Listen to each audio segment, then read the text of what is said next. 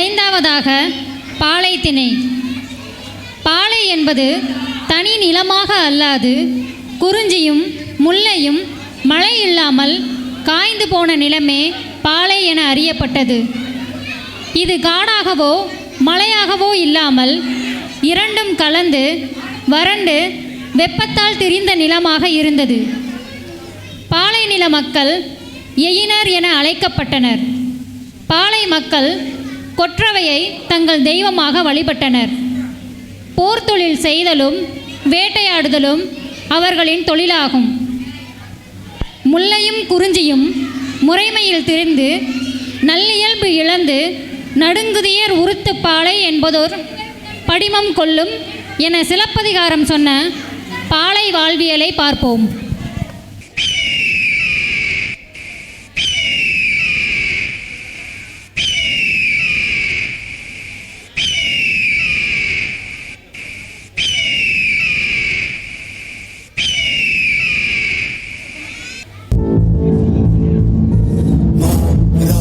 மாற்றங்கள் மாற்றிடும் நீலமாயோர் மகனேவா,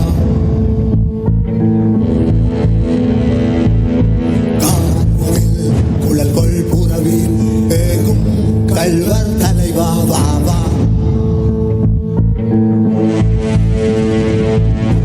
வேனில் வெயில் பரந்தலை வாட்டினும் மறவா மறவாத கருந்தேல் விட்டத்திலும் கொடியது அந்த கண்ணியின் விழிதானே. மாற்றங்கள் மாற்றிடும் நீலமாயோர் மகனேவா, புளிஞ்சை வரல் மலர் சிந்தன் தேன் துளி மண்ணை தடவாதே கொற்றவை கண்களில் பற்றிய சுடரது காதல் அதுதானே. குமரியில் மூழ்கிய திரவிய மணலில் புதைந்தது அறிவாயே. குமரியில் மூழ்கிய திமிரர் மண்ணில் சிதைத்ததும் தெரிவாயே.